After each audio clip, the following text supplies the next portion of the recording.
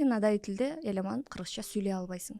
Кыргыз тилинде подкаст алып барбай эле коюшуң керек. Мандай десе боз үйдө жашагыла. Ай анда сен бизче айтканда көз ачык цыйкырчып турбайсыңбы? Мен болсо жок апа. Тескерисинчи. Коуч деген сөздү колдонгондон мен да башында ойлонуп жүрдүм. Жалпы жонунан айтканда бул сиздин мындай эффективдүүлүгүңүздү арттырган өнөктөш. Бул эң туура бир түшүнүү болду деп ишенем. Психотерапевт эмес менин багытым. Менин багытым бул бизнес чөйрөсүндө, иш чөйрөсүндө психолог. Жакшылап ойлонуп келип отурса, мотивация эч качан акчага барып да калбайт. Кыргыз тилин жерге жаткызып алып, тепселеп, кир кылып колдонушат да. Мындай көркөм сүйлөбөсөм, Уулуңузду эстегенде көзүңөр жаркырап кетти да. билбейм, азыр бир сааттай мен бул дүйнөдө жок болуп калсам, мен өкүнбөйм.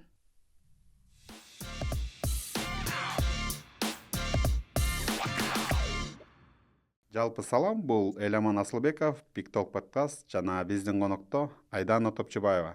Айдана айым эл аралык деңгээлде сертификацияланган ICF, коуч жана иш чөйрөдөгү психология боюнча адис. Экс Азаттык радиосунун алып баруучусу, журналисти катары билебиз. Азыр илим жана практика айкалыштырып иш алып барып атасыз. Жана ошол менен бирге апасыз.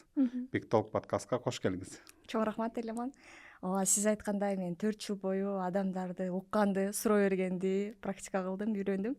Азыр болсо эми ошол суроолорума илим негизинде жооп алып, эми адамдардын өзүнүн окуяларын жазганга жардам берип жатам азыр. Өтө керемет. Өзүңүз билгендей, стартапта elevator pitching деген бар.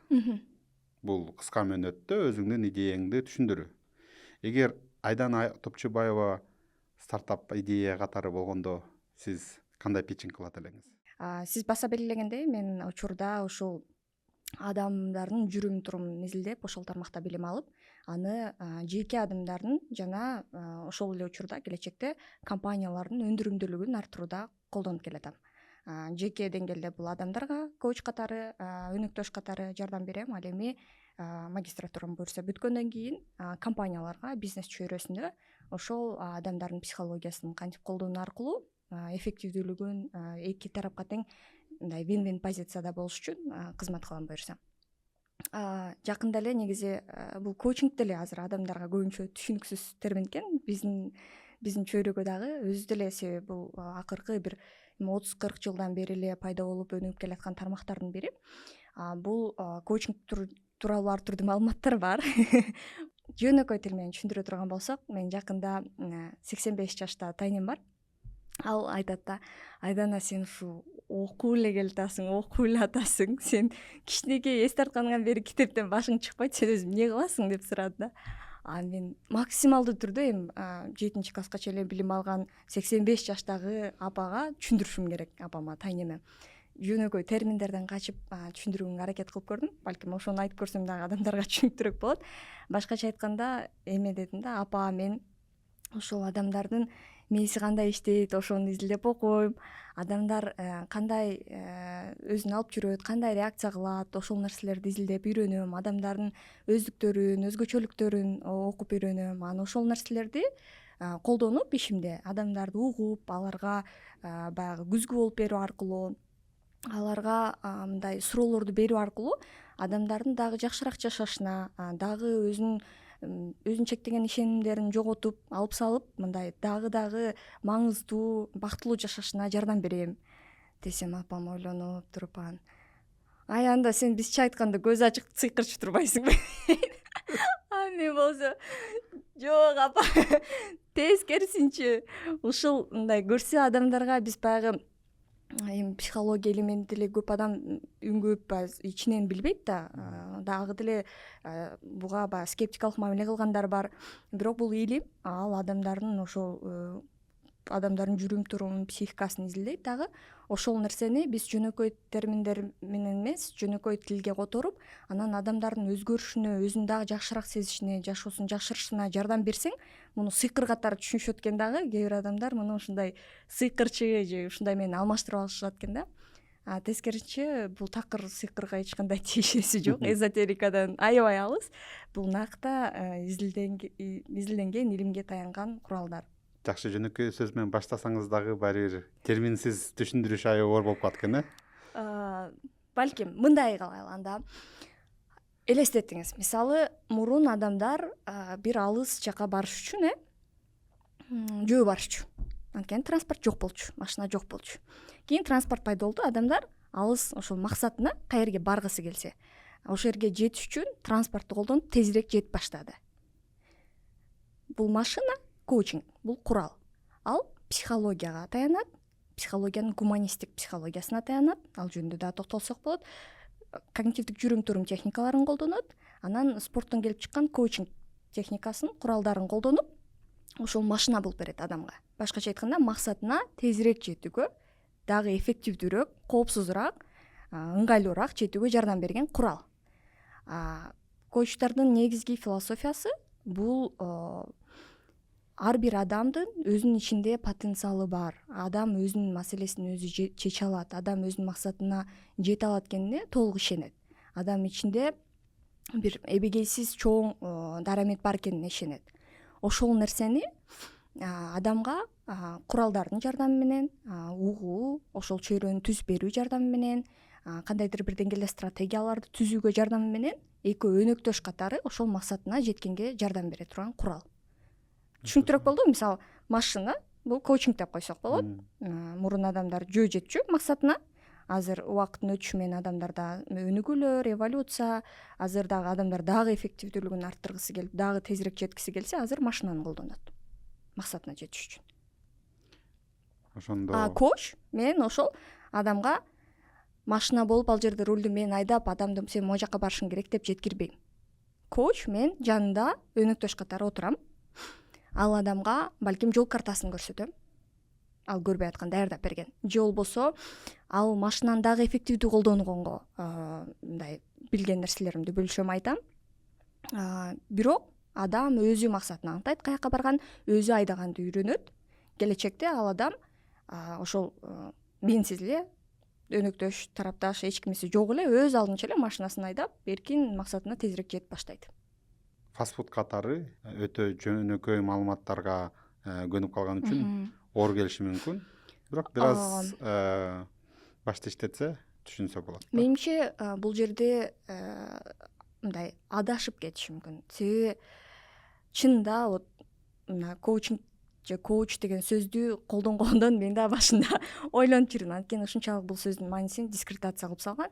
Тескерисинче ошол коуч адамга жашаганды үйрөтөт, адамга бир нерсени үйрөтүүчү катары, бир насаатчы катары ошолор менен алмаштырып алышат да. Бул коучингдин негизги түпкү маңызына карама каршы келет. Бул өнөктөштүк, бул тескерисинче адам өзү каалаган нерсесине сен мындай жардамчы катары,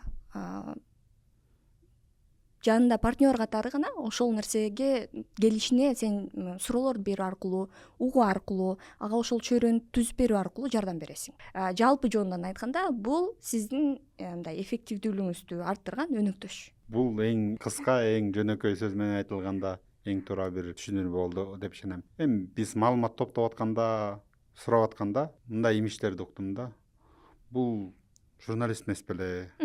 Бул трак компанияда иштечү эмес беле? 2-3 ай коуч бир жерден үйрөнүп келип алып бизге психологияны үйрөтөбү? Ушулар тажат. Ушул имишке бир чектик коюп койбойсуңарбы?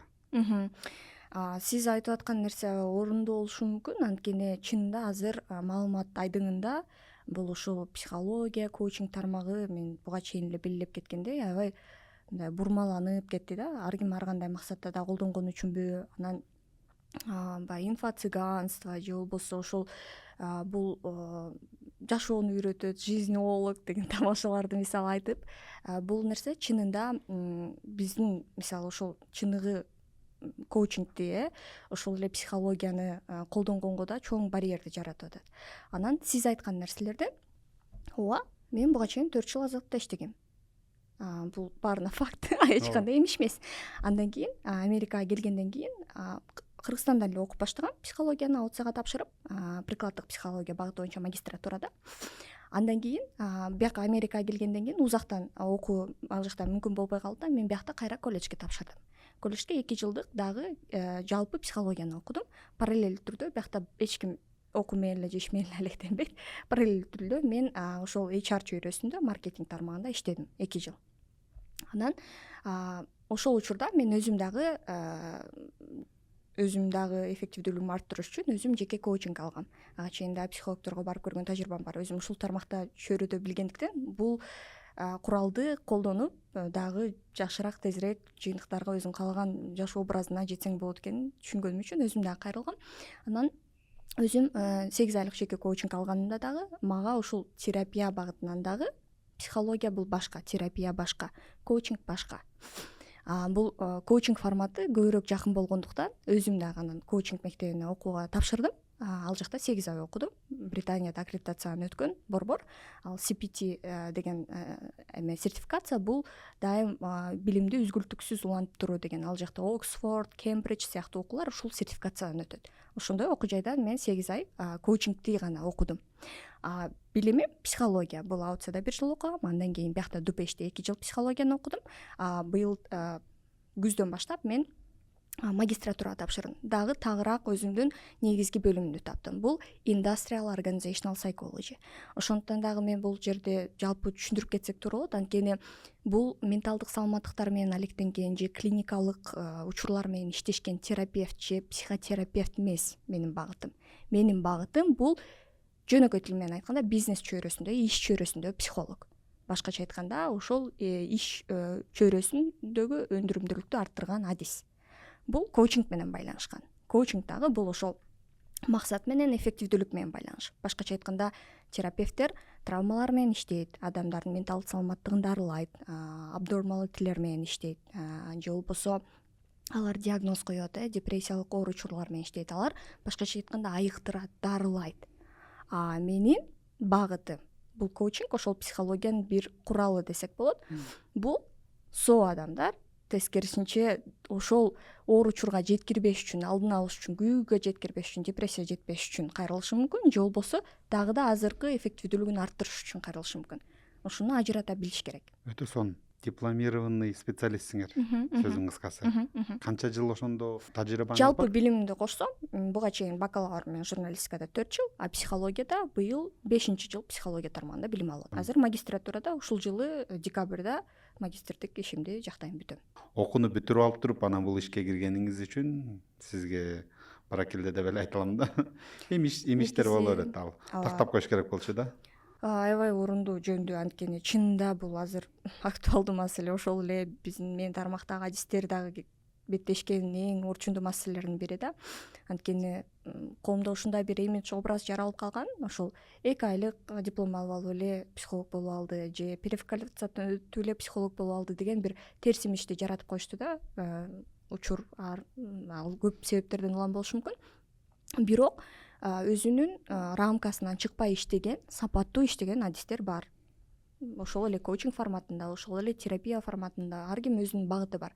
Адамдарга бул баягы аябай жалпы көп болгон үчүн наставничество, коучинг, анан консультация же ушундай аябай көп тармак бар да, ошолор мындай менторство, ошолордун баары аралашып кетип адамдар баягы чын эле кооптонгону дагы жөндүү болуп атат да. Азыркы учурда бул тренд эмес, бул бизнеске айланып кетти да. Эми коучтор көп эмес да. Сиздин ошо мындай инфо-цыган, чала коучтар боюнча жеке оюңуз? Мен башкалар жөнүндө, башкалардын жумушу жөнүндө азыр комментарий бере албайм, анткени конкреттүү кимди айтып атабыз же эмнени айтып атабыз. Анын үстүнө мен ага баа бере турган адам катары кандай укугум бар. Анан сапатсыз маалымат, сапатсыз менторство, сапатсыз бир коучинг бергендер өтө көбөйүп кетти да. Бул бардык эле тармакта сыяктуу да. Ар бир тармактын өзүнүн ушундай сапаттуу адистери бар, сапатсыз иштеген адистери болушу мүмкүн. Бирок мындай угармандар үчүн мындай пайдалуураак болуш үчүн эмнеге көңүл буруп ушундай адисти тандаш керек? Ошол нерсени айтып койсом болот. Биринчиден, коучмун деп эсептеген адам, ал сизге бир результат же жыйынтыкты же мынча 100 миңге доходуң чыгат деп обещать эте албайт, сөз бере албайт. Результатты биринчиден ал сизге алдын ала сиз үчүн чече албайт, эмне максатыңыз бар экенин. Экинчиден, ал эч ким кепилдик бере албайт, анткени ал жерде ошол адам, кайрылган адам өзү иштеп ошол жыйынтыкка жетет. Коуч болгону ага стратегия түзүшүнө жардамдашышы мүмкүн, же ага өзүнө көрүнбөй аткан сокур тактар деп коебуз биз, мындай слепые зоны деген термин бар да. Адам бизге дайым көрүнө бербейт, өзүбүз кайсы жерде бизди чектеген ишенимдерди колдонуп атабыз, же кайсы жерден биз ушул өзүбүздүн коркууларыбызга башкарылып атабыз деген сыяктуу, же кайсы күч тарабызды колдонбой алыс тарабызды колдонуп эле кыйналып атабыз деген сыяктуу кээ бир моменттерди адам өзү субъективдүү жан катары байкай алышы мүмкүн да, көрбөшү мүмкүн. Сессияда эмне кылат? Ал биринчиден коопсуз чөйрө түзөт. Адамдар өзүнө дагы айта албаган, өзүнө дагы мындай үн чыгарып айта албаган нерселерин чыгарганга жардам берет. Ой адам мээсинен абстрактуудан чыгып үн менен сыртка чыкканда ал канчалык иррационалдуу экени көрүнө баштайт. Же болбосо кайсы жерде мындай адам ошол оюн чектелип туура эмес ойлонуп атканы, же ал кантип жашоосуна таасир этип атканы өзүнө күлкүлүү болуп баштайт. Мен ушинтип ойлонуп атыптырмын деп. Андан сыңары бизде аябай ушул ички критик тоскоолдуктардын бири чоң коучингде байланыш, мындай коопсуздук менен байланыштуу болгон үчүн адам ушул аралыкта күндө машыккан үчүн жума сайын өзүнө мындай сындаганын ордуна өзүн колдоо аркылуу алдыга сүйрөгөндү үйрөнөт. Коуч алга күзгү катары ада болуп аткан процесстерди гана чагылдырып берет. Анан көрүнбөй аткан нерселерди көрсөтөт да, суроолорду берүү аркылуу ал адамдын өзү чечимге бир жыйынтыкка келишине себепчи болот да, катализатор болуп берет да. Ал эч кандай жыйынтык сизге ошон үчүн айтпаш керек, бербеш керек. Анан этикалык нормалар менен иштеш керек. Бул албетте конфиденциалдуулук, бул кардар менен өнөктөш позицияда болуу. Эч качан коуч эгер өзүн экспертмин, мен бул адамдан бир нерсени кыйыныраак билем, мен бир нерсени үйрөтүшүм керек деген позицияда сезсе же ошондой болсо, ал жерде коучинг эмес. Ал билбейм, ал наставничество, менторство же башка форматы болушу мүмкүн. Коучинг адам менен бирдей деңгээлде болгону ошондой кызматты аткарат да ал жерде. Ушул нерселерге көңүл бурса, адамдар профессионалдуу коуч менен псевдо коучту балким айырма алат. Анча көп токтолбой эле коелу бул пайдасыз псевдо коучтерге, бирок алардын маркетинг аябай катуу иштейт да. Өзгөчө алар орус тилинде, англис тилинде алып барышат. Бирок сиз өзүңөрдүн чоң тажрыйбаңыз менен, билимиңиз менен коучингти кыргыз тилинде алып барайын деп тандадыңыз. Финансылык жактан утулам деп ойлобойсузбу? Эмнеге кыргыз тилинде коучинг кылайын деп чечтиңиз? Чынында сиз айткандай, баягы ар бир коомдун өзүнүн дагы бир жалпылаган бир өсүш же стадиясы дагы бар да. Мисалы орус тилдүүлөрдө коучинг чын эле нормалдуу, мындай муктаждык, адамдар дентистке, стоматологко баргандай эле мисалы коучингке кайрылып бара башташкан деген сыяктуудай да. Биздин чөйрөдө бул чын эле аз, бирок бар. Азыр менин кардарларым бар, ушул эле чет жакта иштеп жүргөн мекендештерибиз коучингден, психологиянын негизи эле бул куралдарды колдонгонду, кандай инвестиция экенин, ал келечекте дагы кандай нерселерге жеткирерин жакшы түшүнүшөт, ошондуктан да кайрылышат. Бирок бул кенен жайыла элек да, сиз айткандай жалпы муктаждык боло элек. Себеби адам биринчи базалык муктаждыктарын жаап, андан кийин анан бул кийинки этаптарда буга кайрылат да көпчүлүк учурда. Кыргыз тилине келсек, чынында бул аябай эле ого бетер чөйрөнү ого бетер кичирейт. Бирок ошол мен негизи эле өзүм да байкаганым, мындай психология же ушундай адамдарга жардам берүү тармагына келгендердин мотивациясы акчада эмес да, финансыда эмес. Албетте адам баласы үчүн базалык муктаждыктарын жаабуу же өзү берген нерсеге татыктуу акы алуу бул нормалдуу нерсе, баарында бар. Бирок бул нерсе мындай сырткы мотивациялар, бул акча, статус нерселер. Адам ошол коучингти мен так ушул нерсенин үстүндө иштейм, адамдар менен өзүнүн ички мотивациясын табууга биз жардам ошону изилдейбиз да. Анткени көп эле адамдардын ичинде жакшылап ойлонуп келип отурса, мотивация эч качан акчага барып да калбайт. Адамдар таасир эткиси келиши мүмкүн, адамдар жардам бергиси келиши мүмкүн, адамдар өзүнүн дагы дараметин ачып, неге дагы мүмкүнчүлүктөрү бар экенин өзүн сынап көрүшү мүмкүн. Адамдын түпкү ички максаттары, мотивациялары ушундай, мындай бир жагынан аябай жөнөкөй, бирок экинчи жагынан аябай маанилүү нерселер да. Сырткы факторлор көпчүлүк учурда бул жаңылыштык ой менен келет. Финансы, мисалы ошол эле көп акчалуу болгондо дагы адам балким өзүн ыңгайлуу сезип, өзүнүн дагы каалаган нерсеси менен алектениш үчүн көп акча тапкысы келиши мүмкүн, туурабы? Ал муктаждык жабылгандан кийин же эгер ички максатын түшүнбөсө, түпкүрүндө эмнени каалаган, ал кризиске учурашы мүмкүн, же болбосо кайра өзүнө кайтып келиши мүмкүн, ошол тарапка багытталышы мүмкүн. Менде мүмкүнчүлүк бар, өзүмө кызык бул нерсе. Биринчиден, адамдын табияты, кантип ойлонобуз, кантип чечимдерди чыгарабыз, кантип өсөбүз, кантип өзүбүздүн мээбизди башкарабыз, кантип эмоцияларыбызды өзүбүзгө иштей турган куралга айлантабыз. Ушул нерселердин баары кызык болгон үчүн мага мындай биринчи мындай акча жагын же такыр балким мурун эле хак кылганбыз бул нерсени. Акча кийин ал кошумча бонус катары эле келиши мүмкүн, бирок менин негизги кызматым, миссиям могу адамдарга жардам берүү. Чоң рахмат. Кыргыз тилинде алып барган үчүн дагы бир жолу ыраазыбыз. Баракелде сизге. Биздин кыргыз коомдо коучинг, психология деги эле психологдорго барган адамдарды псих, жинди башынан тайган санаат да. Алардыкы деле мындай такыр тур эмес деп айта албайм да. Дегенде артты карап туруп, биздин ата бабаларыбыз психологсуз, коучсуз эле чоңойгон. Убагында акылман карыяларга, молдолорго, туугандарга кайрылып, ошентип эле жашап, өнүгүп келишкен. Анан эмнеге азыр акча төлөп бир адиске барып өзүңдүн мындай айтканда проблемаларыңды айтышың керек? Эмнеге азыр мурдакындай туугандарыңа, акылмандарга бара албайсың? Чында бул азыр эң актуалдуу, көп адам ойлонуп, ошол психолог, коучтарга каршы болгон адамдардын негизги аргументтеринин бири ушул нерсени колдонушат. Бул дагы аябай туура белгиледиңиз. Мурун адамдарда ошол муктаждыгын бөлүшүү же болбосо бир нерсени жашоо же болбосо ошол байланыш, бир чоң өзүнүн бир жалпы адамзаттын бир бөлүгү катары көрүү, ушул нерселерди акылман карыялардан же башкалар менен сүйлөшүү аркылуу жапчу да. Ал кезде мындай физикалык муктаждыктар ушунчалык көп болгон үчүн балким көп учурда менталдык, адам оюнда эмнелер жүргөнүнө дагы көп балким убакыты же башка нерсеси калчу эмес. Бул биринчи жактан. Азыр сиз кир жууш үчүн суу ташып келип, сууну ысытып, анан кийин салбайсыз. Ал ошону ташып атсаңыз, сиз моментте болуп, фокусуңуз ошол жакта болот. Адам мээси ал жерде иш менен алек болот. Сиз азыр кир жуучу машинага салып койсоз, кнопканы басасыз, калган бүт бош убактыңызда өзүңүз менен мээңиз менен каласыз.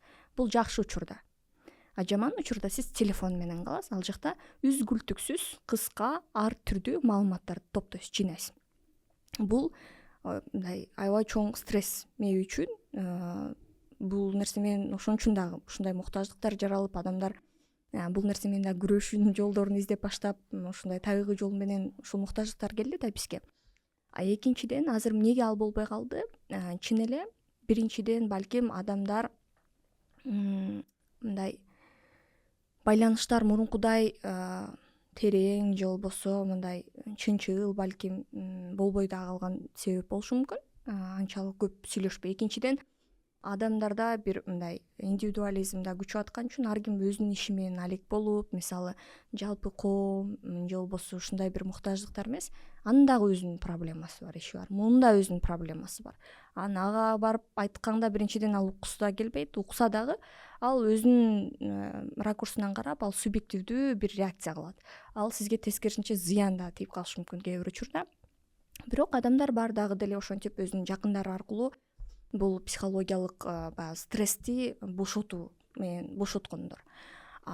Бул сиз психолог менен ошол терапия жака көбүрөөк суроо бердиңиз, багытталды, ошол жака арналды да. Эгерде ошондой сен уккан, колдой билген, жакшылап уккан, өзүнүн ойлорун таңуулап, өзүнүн субъективдүү мындай ойлорун, реакцияларын сага таңуулабай, сен өзүңдү сүйлөшүп бүткөндөн кийин жакшы сездирүүгө жардам берген, андан ары мындай бир туура багытта ишиңди алып барышыңа жардам берген адам болсо, азыр деле ошентип барса болот. Бирок айткандай эле, адамдар көп өзүнүн убактысын, өзүнүн эффективдүүлүгүн, бүт нерсесин дагы аябыраак калды. Экинчи тараптан балким мындай ага да убакыт короткусу келбей калды да адамдар бирөөнү угуп сүйлөшкөнгө. Экинчи тараптан бул адистер атайын алар атайын 1 саатын жылдар бою машыгып өзүн кантип угуш керек, адамды кантип моментте болуш керек, учурда болуш керек, кантип объективдүү болуш керек. Ушул дагы аябай фактор. Ошондой кылып даярдап, машыгып келип отурат да сени ошол жерде моментте болуп.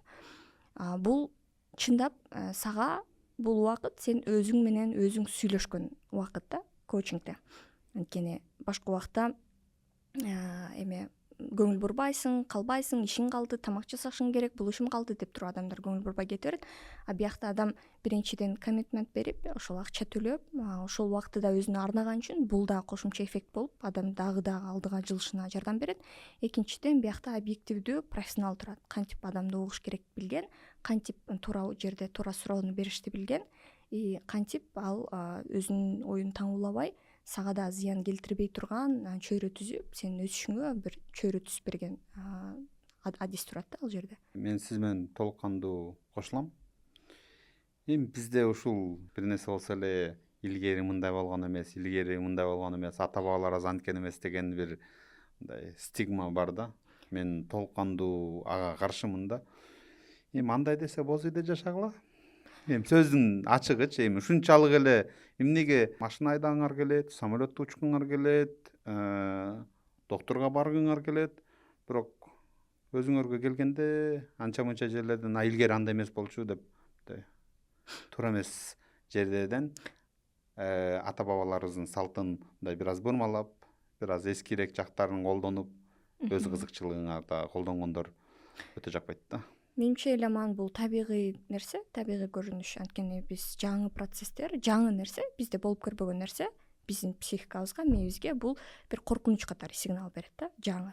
Адам ошол коркунучту блок кылыш үчүн ага каршы чыгат башында.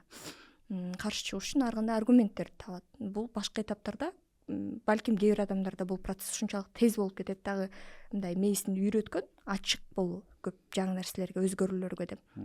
Кээ бир адамдар балким ошо баштапкы этабында болушу мүмкүн. Азырынча анчалык мындай жаңы нерселерге каршылыгы күчтүүрөөк болушу мүмкүн да. Бул бир эле кыргыздарда эмес, баардык адамзатта эле бар нерсе. Жеке оюм боюнча бир башка чоң орус браттын астында жүрүп, бир пропаганданын астында жүргөн үчүн биз ар дайым бир жакты карап өскөнбүз да. 70-80 жыл бою СССРдин астында жүрдүк, андан кийин ага чейин орус империянын астында жүрдүк. Ошон үчүн биз ар дайым бул тигилер өнүккөн, орустарды караш керек деп өстүк. Андан кийин орустар кеткенден кийин Американы караш керек. Анан биз азыр Запад жакпайт, орустар туура эмес жерде. Биз өзүбүздү изденип атабыз, бирок өзүбүз изденип атканда эмне кылыш керек? Эң биринчи колдонгон нерсе бул ата бабаларыбыз кандай кылган? Ата бабаларыбыз илгери жашаган, артты карайбыз. Бирок биз астыга барып атабыз. Толук кандуу эмес, бирок мындай туура эмес салттарды кээде колдонобуз да. Сиз азыркы маселенин социалдык түшүндүрмөсүн аябай жакшы, жөнөкөй мисал менен түшүндүрүп кеттиңиз да. Ошол эми ушуну адамдардын жеке деңгээлине алып келсек, коучинг ушул эмне кылат? Ошол жоопкерчиликти адамдын өзүнө кайтарганды көздөйт. Мисалы, коучингде сен мага муун мынте албай атам, кеңеш берчи деген сыяктуу келсе, сен кандай кылгың келет эле? Сен кандай жоопкерчиликти алгың келет? Адам өзү ойлонот, мен кандай кылгым келет? Адам өзү табат, аны кантип кылгың келет? Ошол суроо берүү аркылуу машыктырабыз адамга жоопкерчиликти өзүнө кайтаруу аркылуу өзү чечимдерди чыгаруу, мындай таңууланган же автоматтык түрдө чечимдерди эмес, өзү self awareness'ти аябай жогорулатат коучинг. Бул адам өзүндө кандай процесстер болуп атат, эмнени каалап атат, эмне жагып атат, эмне жакпай атат, кандай өзүнө жакын, ошол нерсени күчөтөт, түшүнгөнгө, адам өзүн түшүнгөнгө жардам берет. Анан эң башкы нерсе коучингде ошол жоопкерчиликти адамдын өзүнө кайтаруу, адамдын өзүнө өткөрүп берүү аркылуу. Анткени ошол жерде адам жоопкерчилик алган жерде анан чылыш болот, өзгөрүү болот. Сон мотивация адамда болуш үчүн дагы эмне үчүн кээде адамдар бир нерсе кылгысы келбей прокрастинация кылып жылы берет? Автономдулук жок. Адам анткени өзү каалаган эмес ал нерсени. Жөн эле таңууланган бир нерсе же болбосо ал жерде адам өзүнө ишенбейт ошол нерсени кыла алышына. Аны майдак адамдарга бөлгөндө билбейт. Же болбосо байланышын сезбейт. Ал өзүнүн баалуулугу менен же бир өзү чоң бир нерсенин байланышы катары сезбейт. Ушул 3 негизги пункт жок болгондо адамда мотивация жок болуп, анан бир нерсени баштай албайт же кыла албайт же уланта албайт. Өтө сонун мисал келтирдиңиз. Рахмат. Бир маселе бар да. Ошону мисал катары силерден сурап көрөйүн дегенде, өзүңөрдүн профессионалдуу ой пикириңиз менен бөлүшүп кетсеңер. Мен айтып кеткендей, кыргыз тилинде бул подкастты алып барып атабыз. Мен кыргыз тилин орусча менен же англис тилинде аралаштырбай алып барганга аракет кылып атам. Бирок мен үчүн орус тилинде сүйлөгөн, орус тилинде ойлонгон, сүйлөгөн ыңгайлуураак да, комфортно да. Бул менмин да, мен үчүн. Бирок акыркы күндөрү, акыркы убакытта мен бир аз күнөө сезимдерим пайда болду да. Анан ошо күнөө сезимдер дилеммага алып келди. Бир тараптан кыргыз тилин мен өтө сүйөм. Мен урматтайм, кыргыз тилди ар дайым даңазалайм, кыргыз тили өнүксүн дейм. Анан кыргыз тилин сүйөм, күйөм, бирок сүйлөбөйм болуп калып атат да. Башка тараптан кыргызчага өтүп кетейин десем, өзүмө каршы келгендей, өзүмдү мындай мен өзүм бар мындай Эламан деген бир Эламан Асылбеков. Мен Эламан Асылбек деп да которгум келбей эле, мен Асылбековмун. Менде ал жагын проблемам жок да. Ошо боюнча эле калгым келет. Өзүмдү бузуп саламбы? Бирок бир четинен кыргыз тилди сүйөм. Эки жүздүүлүк болуп калгандай болуп атат да. Ошон үчүн мындай дилемма бар да. Сиздин жеке профессионалдуу оюңуз кандай? Ушундай бир суроо бар да, ушундай бир маселе бар. Биринчиден Эламан, бул нерсени ачык айтуу, ичиңиздеги ушул ыңгайсыздыкты, бир жагынан өзүңүздү күнөөлүү сезгенди бир эле адамга эмес, аудиторияга ушул кабыл алуу көрсөтүү, билдирүү, бул сизди аярлуу абалга алып келди. Бирок сиз ошондон коркпой ал жакка чыктыңыз. Чынында ошол социалдык изилдөөчү бар, Брене Браун деген, бул уязвимость, ошол аярлуулук, бул күч деп айтат да. Чынында бул күчтүн белгиси. Анткени сиз мына менин скелетим ушундай, мен ушундай нерсени ойлоном, мондай жерден өзүмдү жаман сезем, мондай дилемма болуп атат деп ачык айтканыңыз, бул биринчиден ушул проблеманын чечилип башташына эң чоң жол ачкан нерсе. Анткени аны кабыл алдыңыз, айттыңыз, болгондо да башкалардын дагы астында эми үн чыгарып бөлүшкөндө дагы кийинки жолу бул сизге азыраак мындай ыңгайсыздык жаратып башташы мүмкүн. Бул нерсени канчалык көп кайталаган сайын, айткан сайын. Экинчиден, сиз айтып кеттиңиз, мен өзүмдү орус тилде сүйлөгөндө, орус тилде ойлонгондо өзүмдөй сезем деп. Бул сиздин иденттүүлүгүңүз. Бул канча жыл, 20-30 жылдан бери калыптанган сиздин иденттүүлүгүңүз, кантип ойлонгонуңузга таасир эткен, кантип ой жүгүрткөнүңүзгө, бирөөлөргө суроо бергениңизге, сүйлөшкөнүңүзгө таасир эткен. Бул биздин иденттүүлүк биз үчүн аябай маанилүү нерсе да. Экинчиден, кыргыз тилин сүйөм, бирок ал нерседе сүйлөбөйм, ошол мага ыңгайсыз жаратып атат деп атасыз. Сиз айтып атасыз өзүңүз, бул сизге таңууланган коом.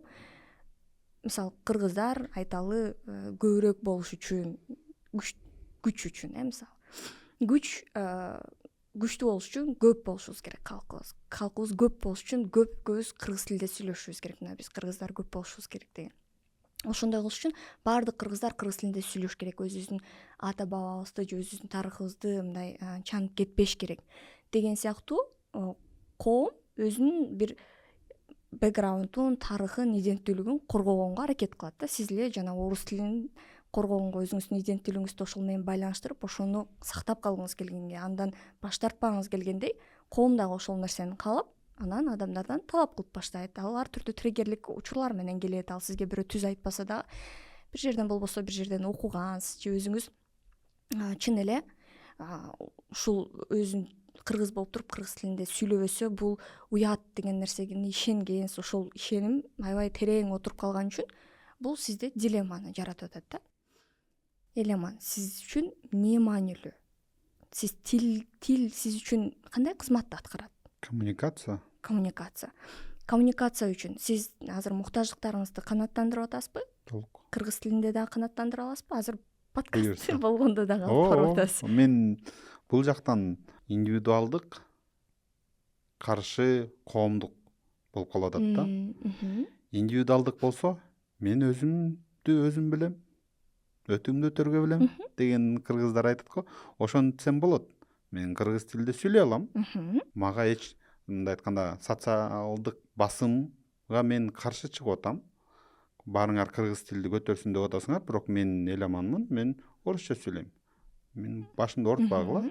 Бул индивидуалдык бир майндсет да, ой жүгүртүү. Буга каршы коомдук келечекте ойлосокчу. Мен кыргызча сүйлөп, кыргызча өткөндөн кийин кыргыз тили бир аз дагы батыраак өнүгөрөт, дагы көбүрөөк жайылат, дагы көбүрөөк корголот деген нерсе бар да. Мындай өзүңдү коомдукка киресиңби же индивидуалдыкты тандайсыңбы деген менде дилемма да башымдачы.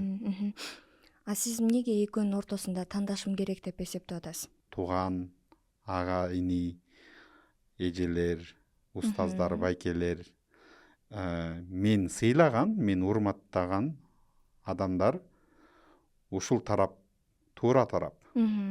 Сен бараткан тарап да туура. Бирок ал жактан сен бир адамдын пайдасын көрөсүң, өзүңдүн.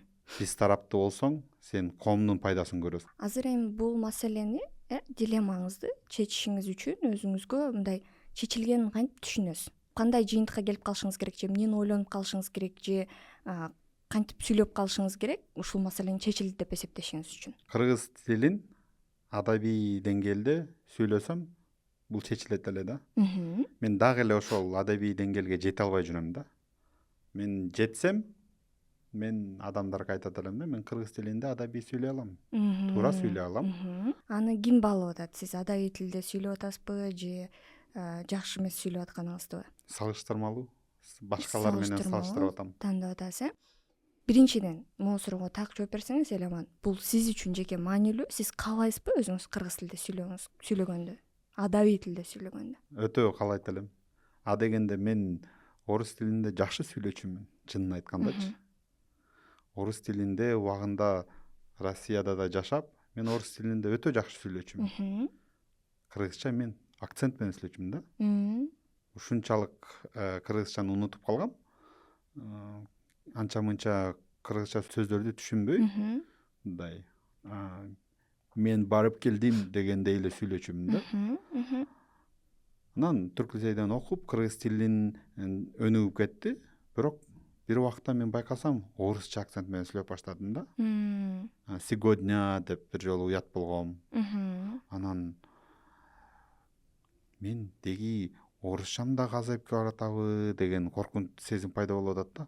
Мен деги бир тилде толук кандуу сүйлөй аламбы деген проблема бар да. Ошондуктан мен балким ошол үчүн орусчадан айрылгым келбей атат. Эгер орусчадан айрылсам, мен кыргыз тилине толук кандуу кире албай калсам, анда мен чала кыргызча сүйлөп калам, чала орусча сүйлөп калам, деги эле бир тилде туура сүйлөй албай калам деген коркунуч бар да. Сиздин коркууларыңыз чын эле орунду. Бул ушу иденттүүлүк менен, менимче көп тилде сүйлөшкөн адамдардын кеминде 1-2 жолу болсо да оюна келип кеткен маселелер болсо керек, ушул тилде сүйлөгөн. Бирок анын артында кайра дагы биз азыр монтип ачып кете берсек, дагы эле башкалардын оюнан корккондук жатып калышы мүмкүн да, кайсы бир деңгээлде. Бул мени мондай тилде сүйлөсөм, менин ким экенимди ошол тилиме байланыштырып, өлчөп баалайт ал адам деген сыяктуу бир коркуу болуп калышы мүмкүн. Азыр биз эми убакытты кенен бөлүп терең биз ал коучинг сессия кыла албайбыз да. Бирок сиз өзүңүз түшүнгөнүм боюнча конкреттүү айттыңыз. Демек сиз адабий тилде дагы эки тилде тең сүйлөгүңүз келет экен. Орус тили, сиз буга чейин ойлонгон, бул сизге жакын, мындай родной, өзүңүз айткандай тил болгон үчүн.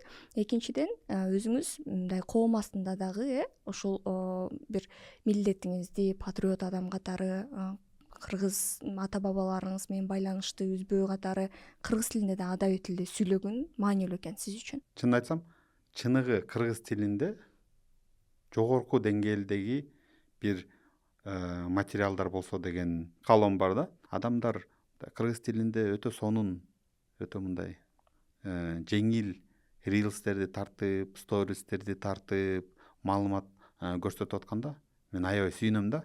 Кыргыз тили кедейлердин тили эмес. Мындай адабий сүйлөгөндө сонун угулат, жакшы угулат дегенде мен ошондой адамдарды келип алып лайк кылып басып, директине жазып, эркек болобу, аял болобу, ким болобу билбейм, баарына жазып айтам да, өлө сонун экен депчи. Мага жакты. А дегенде мындай көбүнчө учурда кыргыз тилинде low класс катары стигма бар да. Кыргыз тилинде сүйлөп атсаң, мындай айтканда, билими жок адам кыргыз тилинде сүйлөйт. Билими бар адам орус тилинде сүйлөйт деген бир Сиз ишенимиңиз бар. ишеним эмес. Бул ошондой стигма менен биз чоңойдук да. Демек сизди курчап турган айланада ушундай ишеним бар эле. Ошондой бар Сизге эле. дагы ал таң сиз дагы бөлүгүңүз болуп калды. Сиз дагы кайсы бир деңгээлде ушул нерсеге ишенип, эми андан аны мындай жоготушка аракет кылып атасыз, Мен орусча сүйлөгөн чөйрөм орусчаны жакшы сүйлөйт. Жалпак орус тилинде сүйлөшпөйт алар. Бирок мен кыргыз чөйрөгө келгенде алар кыргыз тилин мындай кандай десем, кыргыз тилин жерге жаткызып алып, тепселеп, кир кылып колдонушат да. Туура сүйлөбөйт, таза сүйлөбөйт. Анан өтө мындай жалпак тилинде сүйлөшөт да. Анан мен кыргыз тил ушундай эмес да. Ушундай эмес да. Мисалы силер Бакыт байке дагы толтура адамдар бар азыркы учурда өнүгүп келатат. Кудайга шүгүр. Ошондой кыргыз тилдерди угуп мен ушундай болсо, көчөлөрдө адамдар кыргыз тилинде ошентип сүйлөсө, сен дагы келип кыргызча сүйлөгүң келет да. Анан тигилер деп атса, анан нет, давайте на русском поговорим деген эме пайда болуп кетет да. Эми бул менин мындай айтканда защитный реакциям да. Чынын айтсамчы. Аябай жакшы ойлорду бөлүштүңүз. Демек ошол карабайсызбы, биздин кайсы бир деңгээлде бир ишенимдерибиз бар да. Ар бир нерсе жөнүндө же бир адам жөнүндө же бир ушул тилге карата мамилебиз жөнүндө.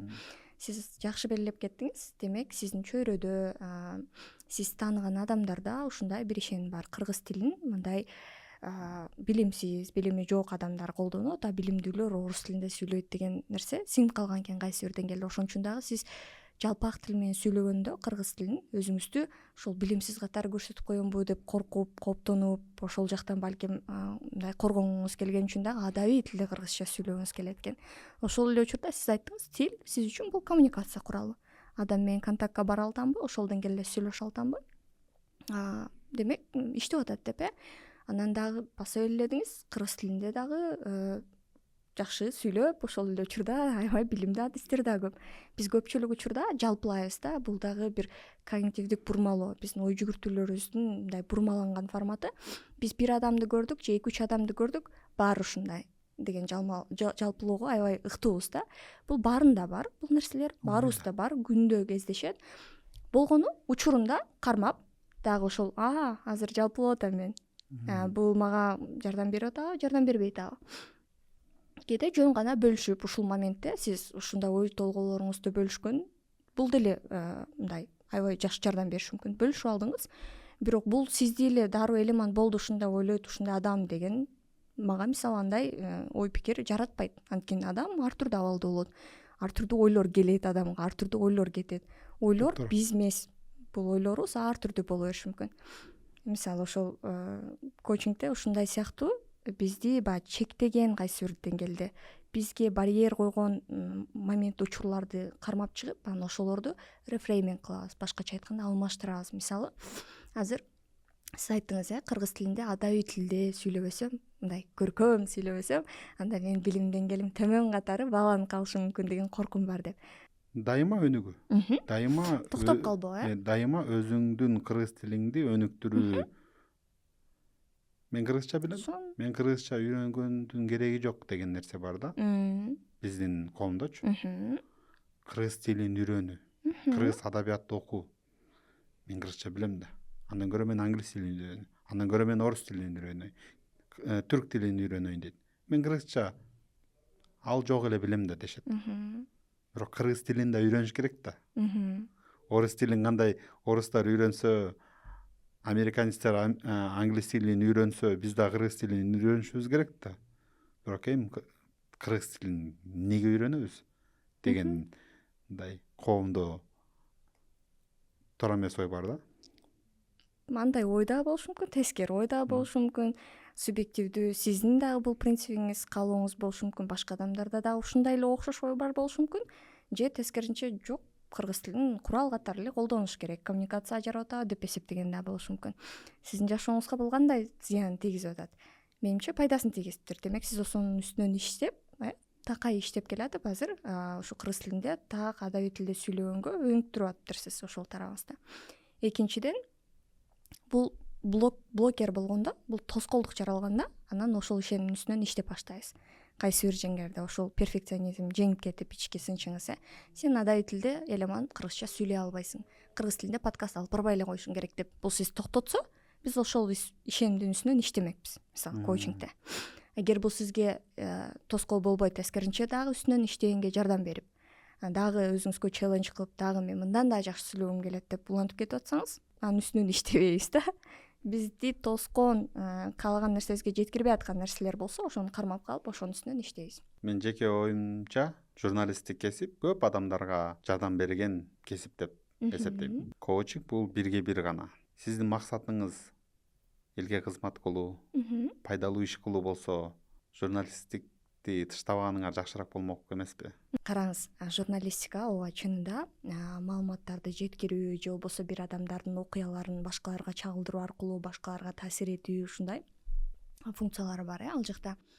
Ал эми коучингде тереңирээк, башкача айтканда бир адам менен иштешип, бир адамга сенин жардамың тийсе, ал адам өзүнүн дараметин ачканга, дагы көбүрөөк пайдалуу болгонуна айланасына, башкаларга, мисалы менде көбүнчөсү ишкерлер менен иштешем, же болбосо мындай менеджерлик позициядагы адамдар кайрылышат коучингке, же болбосо IT тармагында өзгөчө бизде мекендештерибиз көп.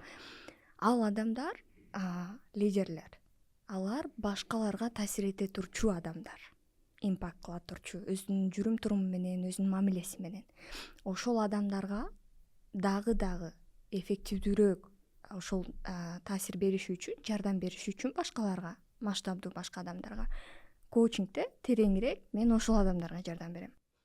Башкача айтканда, мисалы, ушунчалык адамдардын потенциалы чындап көп да, бирок кайсы бир тоскоолдуктар же кээ бир нерселер алар блок болуп, же болбосо ошол эле эмоционалдык интеллект жактан кээ бир компоненттердин үстүнөн иштеп, адам өзүн жакшы башкарып, эс алганда эс алып, жумушка келгенде жумушка көңүл буруп, же болбосо адамдарга кандай таасир этип атканын, адамдарга кандай өнүктүрүп атканын башка кол астында иштегендерде, ошол нерселер жөнүндө да тереңирээк көбүрөөк сүйлөшкөндө, адамдардын чечим чыгаруусун мындай реактивдүү, эмоционалдык эмес, стратегиялык ойлонуп, мындай акылга алчап чечим чыгаруусуна, мисалы, ошол көндүмдөрдүн үстүнөн иштөө аркылуу мен мисалы бир адамга жардам берсем, ал лидер башка чоң бир коомду башкарат, айланасындагы кеминде 100-200 адамга таасир этет.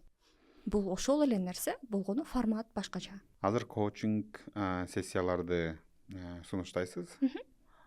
Бааларын айтып кетсек болобу? Негизи мен азыр өзүңүз башында белгилеп кеткендей апамын. Кичинекей балам бар.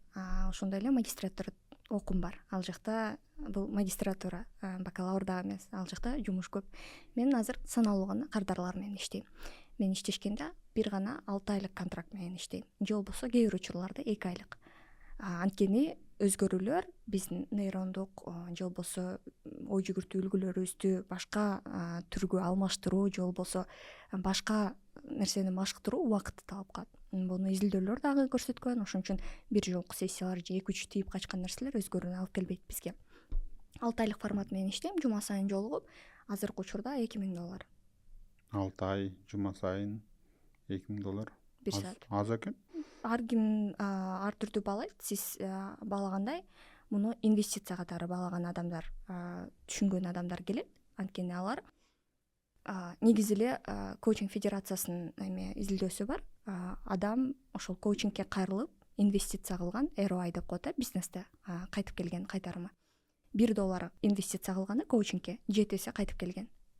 Башкача айтканда сиз сыяктуу ойлонгон адамдар муну өзүнүн келечегине өнүгүүсүнө $2000 инвестиция катары кабыл алгандар бар. Кээ бирлери бул жөн эле 1 саат менен сүйлөшүп койгондон ушунча акча алып атат деп таап алгандар болушу мүмкүн. Мен ойлогондон өтө аз келди. Мен өзүм жашаган жүргөн чөйрөнүн дагы мисалы финансылык абалын, жалпы абалын карап өлчөп ошого да объективдүү баасын уштагым келет. Дагы көбүрөөк адамга жардам тийсе, мүмкүнчүлүгү болсо, муну колдонуп, дагы ошо өндүрүмдүүлүгүн арттырса, аябай жардам болот.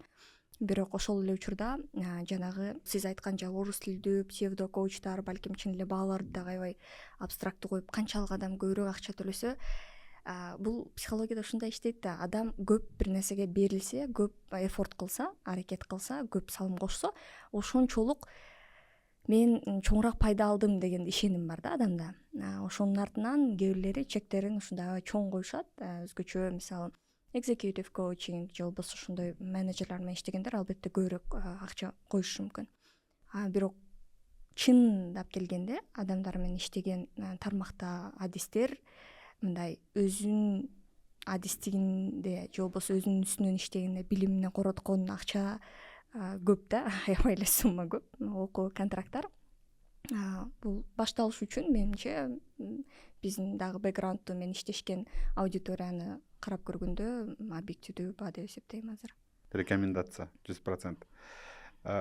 Кино чөйрөсүндө ар бир режиссер Оскар каалайт болуш керек. Мындай эң ultimate goal Оскар алсам, мен жетиштим, мен бүттүм. Сиз үчүн коучингде бир Оскар катары бир финишный линияңар барбы? Кызыктуу суроо экен. Буга чейин ойлонуп көрбөптүрмүн. Бул финиш деп негизи эле эгерде биздин максат мисалы ушундай бир финишке байланган же биз толук көзөмөлдөй албаган нерсе менен байланыштырып алсак, бул бир жагынан адамга басым кылышы мүмкүн, экинчи жагынан ал нерсе болбой калганда аябай бир эмоционалдык оор учурга да кептелиши мүмкүн да. Мен ошон үчүн да максаттарды койгондо да процесске байланган максаттарды койгондо жакшы көрөм. Мисалы ар бир кардарым менен иштешсем, сапаттуу иштешсем, максималдуу буга чейинки билген колдонгон нерселеримди ошол сессия учурунда берсем, кардар ошондон кийин кетип ал убактысы текке кетпей, ал максималдуу эффективдүү колдонуп жашоосун өзгөртүп баштаса, анын жыйынтыгы болсо ошол ар бир кардарымдын жыйынтыгы мага эң баалуу нерсе деп ойлойм. Азыр эле ушул ой келди. Сизге жооп берүү аркылуу дагы. Жалпы жонунан коучинг бул меники азыр бир жеке адамдар менен иштеген бир багытым болуп атпайбы? Сиз башында айтып кеткен industrial organizational psychology бул ошол бизнес чөйрөсүндө психолог. Бул кайсы жерге кандай адамдар туруш керек, кандай ролдорду кандай адамдар аткара алат, лидерлик стиль кандай болуш керек, чечим кабылуулар кандай кылып уюштурулушу керек. Ал тургай айтишник, IT инженери жакшы эффективдүү иштеш үчүн креслосу кандай болуш керек дегенге чейин изилдейт да. Ал аябай кенен тармак. Industrial organizational psychology'нын өзүнүн да ичинечи. Ал жактан мен азыркы учурда өзүм элестетип аткан big picture азыркы деңгээлинде бизде бизнес чөйрөсүндө ушунчалык көп адамдар бар, сиз деле тааныйсыз, компаниялар ошол илимди, адам жүрүм тууралуу илимди колдонуп, дагы да эффективдүү, туруктуу, баягы жылдап кылымдык компанияларга жетсе, ошо жаңы чоң нерселер жаратканга себепчи болсо дейм да. Ошол нерсеге жардам берүү аркылуу. Анткени мисалы Америкада корпорациялар бар, канча жылдан бери иштеп келаткан.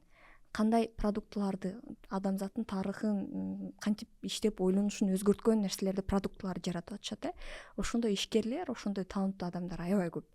Ошолорго мен дагы ошол максатына жетүүгө мындай илимди, алган билимимди колдонуп, аларга консультация кылып, адамдарын кантип башкарыш керек, кандай адамдардын потенциалын дагы ачыш керек, ошого жардам берсем, бул дагы бул тарабымдан менин жеңишим ошо деп эсептейм. Сиздин тандаган кесибиңер мындай футуристик катары сезилет да. Мындай өнүккөн өлкөлөрдө, өнүккөн компанияларда сиз айткандай 100 жылдык 1000 жылдык компанияларда керектүү бир кесип. Кыргыз компаниялар сиздин кесибиңерге даярбы? Чын эле бул ошондой чоң ажырым бар, gap бар. Мисалы Big Four consulting фирмалар бар, алар деле чын эле биздикилер аларга кайрылышпайт. Анткени ошонун баалуулугун чында көпчүлүк адам түшүнбөй атат. Неге ушул изилденген илим бар, канткенде адамдар ички мотивациясы менен жакшы иштейт, акча аркылуу эмес. Же канткенде кандай командаларда кандай оюнчулар дегенде кандай адамдар түзүш керек команданы, же алардын жетекчилик стили кандай болуш керек, кандай учурларда кайсы тармакка жараша дегендер изилденип бүтүп коюлган.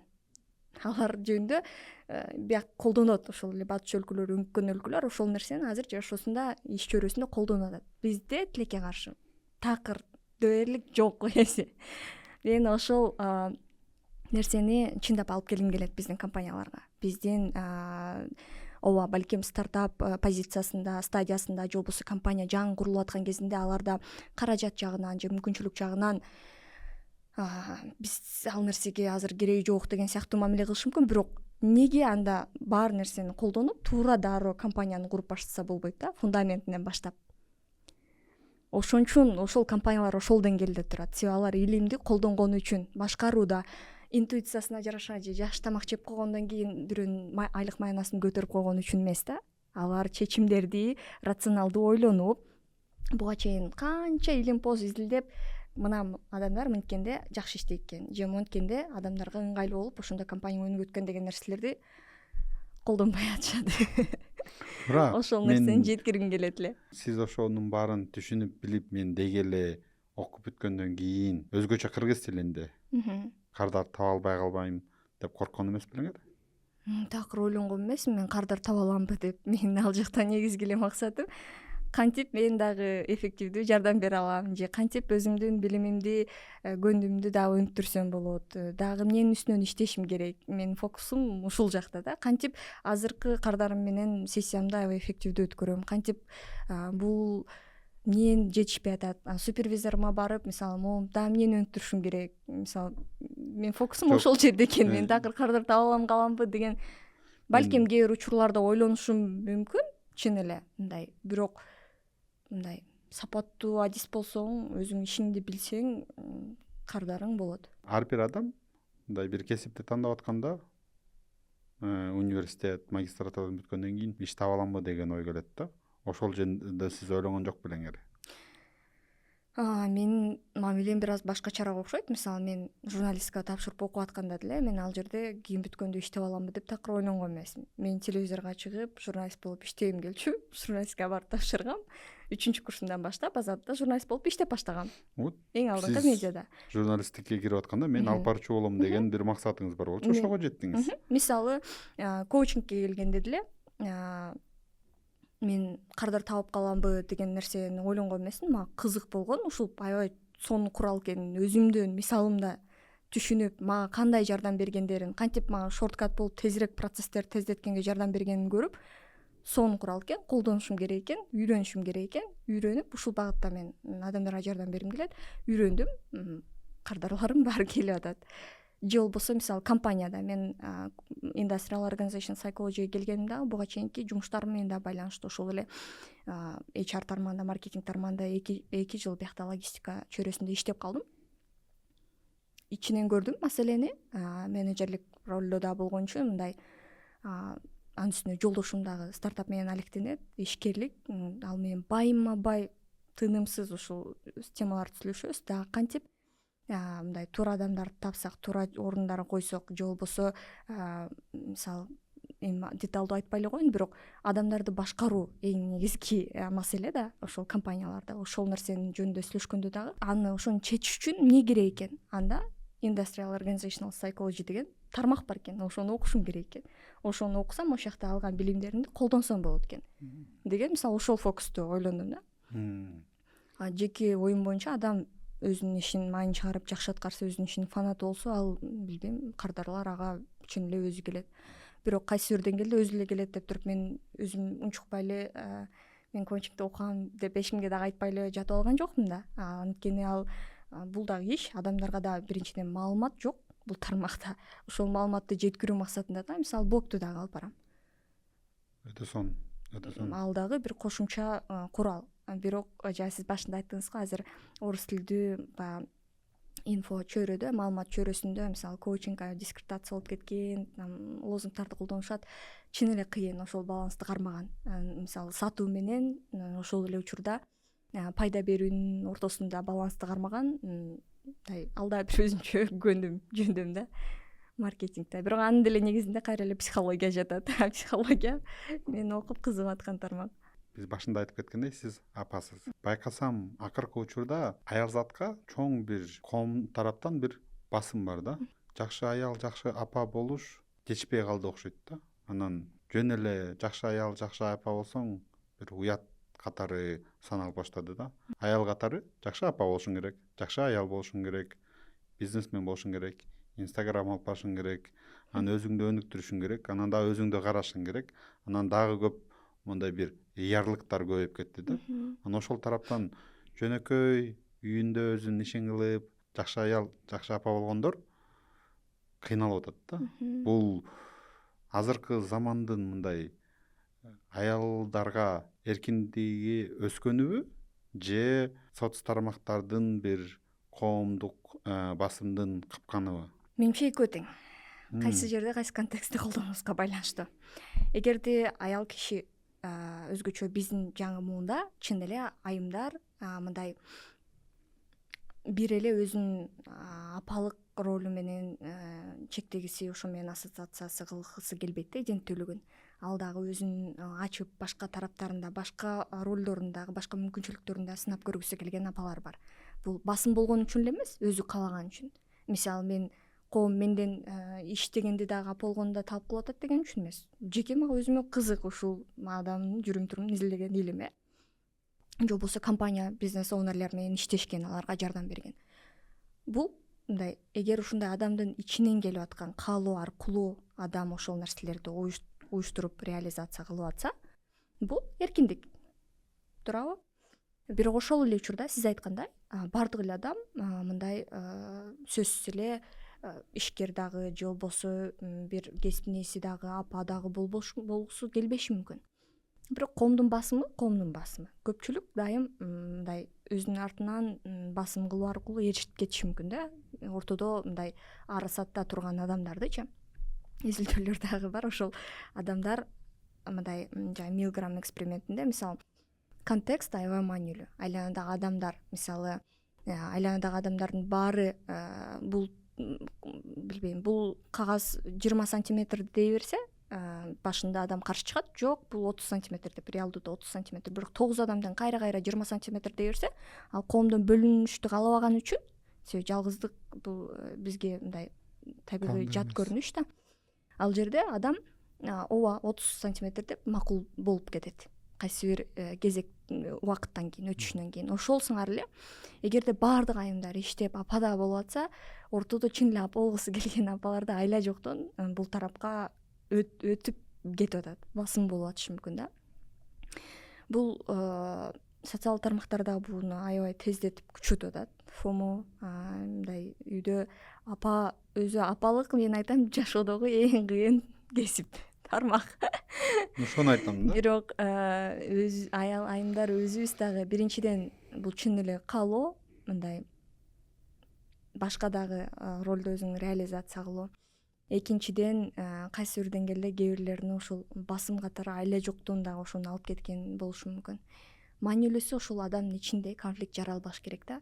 Эгерде азыр мисалы мен апа да болуп атам, өзүм ишимди алып кетип атам, бул мага жагып атабы, ыңгайлуу кетип атамбы, мен ушул нерселер үчүн өзүм мындай аябай өзүмдөн талап кылынган нерседен ашыкча нерсе бербей атамбы, өзүмө ыңгайлуу болуп атабы, жакшы, кете беребиз алдыга.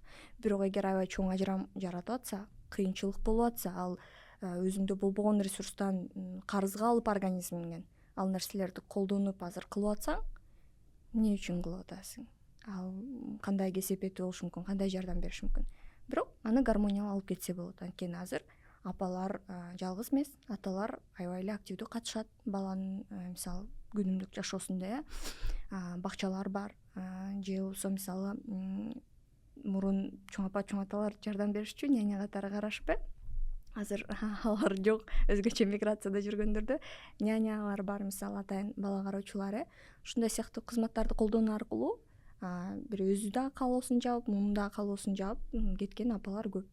Дээрлик көп эле апалар ушул мага каралган кардарларда кээде мындай ушунчалык таң каласың. Өзү IT тармагында иштейт. Бир эмес бир нече баласы бар, жеке бизнеси бар. Ошол нерсени хендл кылып атат, ошол нерсени алып кетип атат. Эмне үчүн? Эмоционалдык интеллекти жогору болгон үчүн, тайм менеджмент көндүмдөрү жетиштүү болгон үчүн, приоритеттерди туура аныктай алган үчүн. Бул албетте социалдык тармактан мисалы маалыматтын бир бурчу гана көрүнөт дагы. Адам мисалы бир жолу иштеп атса, мисалы 1 саат иштеп атса, адам 8 сааттан ушинтип иштейт экен деген маалымат бизге кете берет да месседж. А бирок балким ал 2 саат иштейт. 2 сааттан кийин баласына көңүл бурат деген сыяктуу мындай критикалык ой жүгүртүп келгенде жетишсе боло турган нерселерди кылып атса, сонун жакшы. Бирок ошол нерсени хендл кылган адамдар бар реалдуулукта. Ошондой адамдар менен иштешем. Ошол адамдар ошону эффективдүү эми күйүп кетпей, жарылып кетпей алып барыш үчүн ошол мисалы эс алынуу же болбосо кандай учурларды дагы приоритетке келтирип, менталдык саламаттыгын дагы мындай эмеде таза тунук кармап турганга, гигиенасын сактаганга мисалы ошол коучингке кайрылышат да. Азыр соц тармактар аябай басым жазып атпайбы деги эле коомгочу.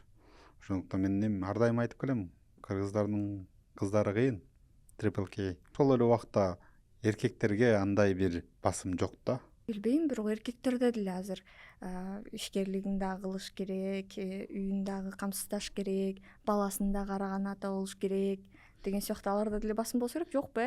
Ал стандарт да. Ал илгерки стандарт болчу да. Мындай илгерки ой жүгүртүү боюнча адам эркек баласы иштеш керек, үй бүлөсүн багыш керек, балдарына жардам бериш керек, тарбия берсетиш керек, ата энесин сыйлаш керек. Азыр ошол эле картина да. Аял зат үчүн мен айткандай эле бала багып, үйдө болуу, анан жана бизнес, башка нерсе аз болчу да.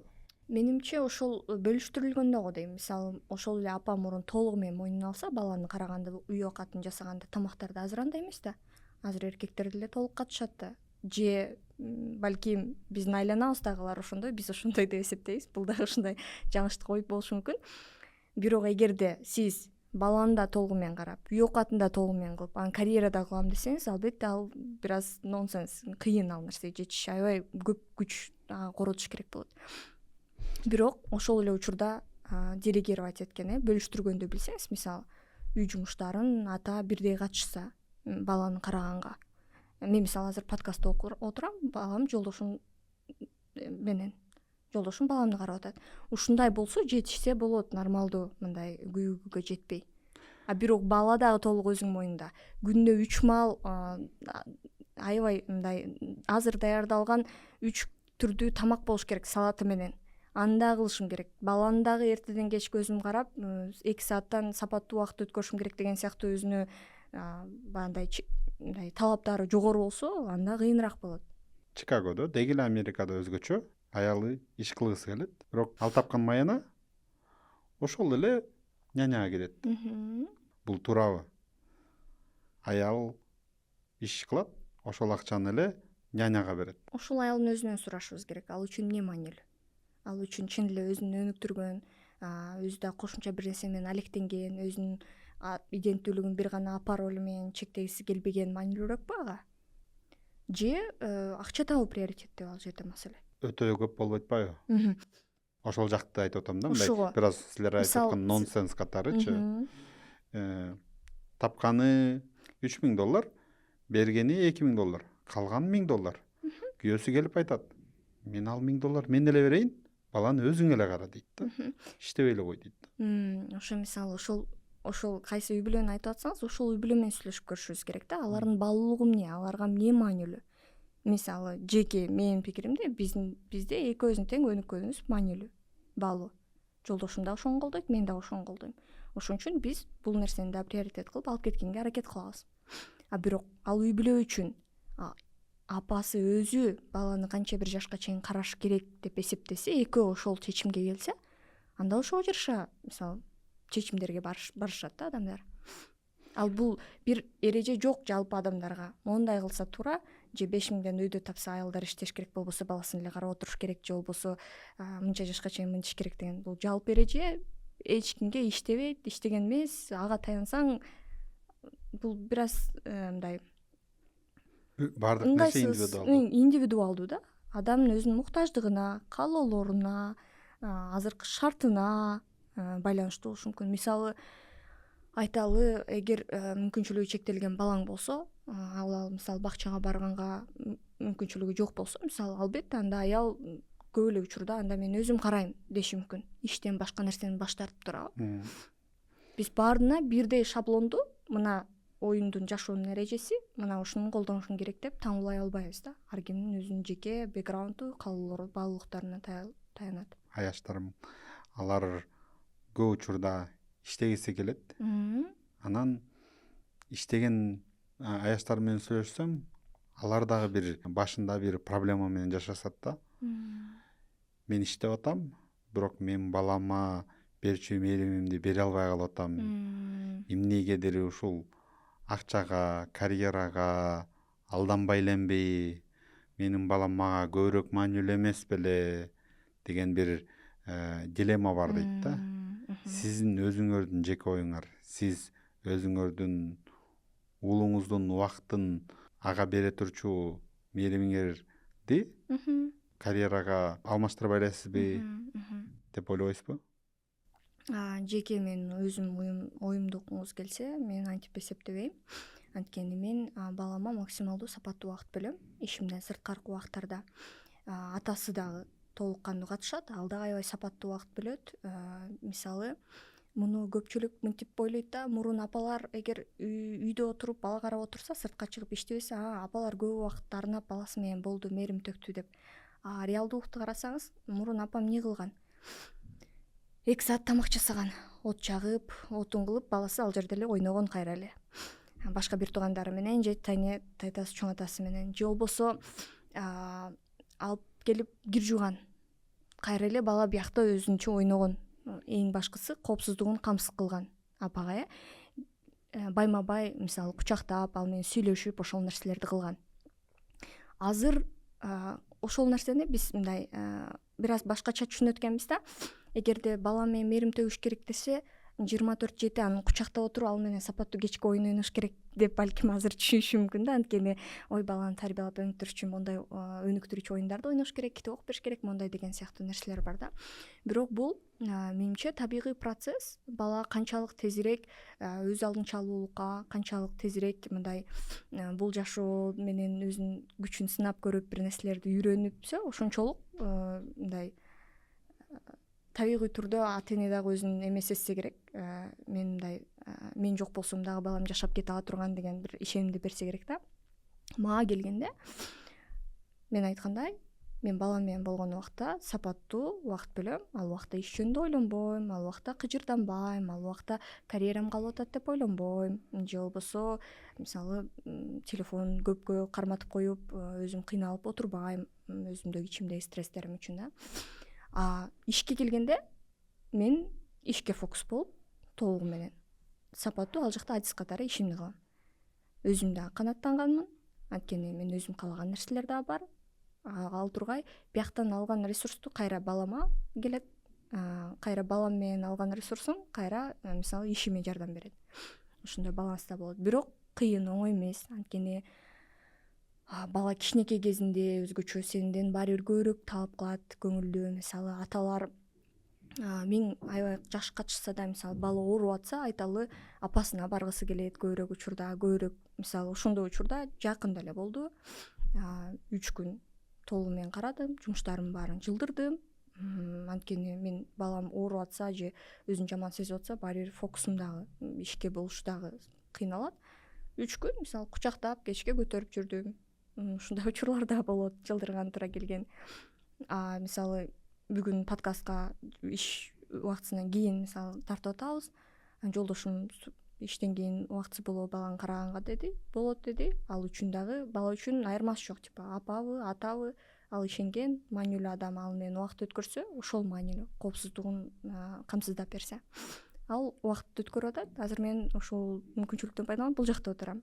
Апалар балдарынан эс алганга укугу барбы? Күнөө сезими жок. Жеке менин оюмча укугу бар, анткени мен өзүм билем, эс албай кыйналып стресс болгондо кандай апамын. Андай жеткирбегенге аракет кылам, бирок өзүм байкайм, кыжырданып баштайм же кээ бир жаман сөздөрдү колдонуп башташым мүмкүн, өзүмө жакпаган. Мындайга жеткирбегенге аракет кылам.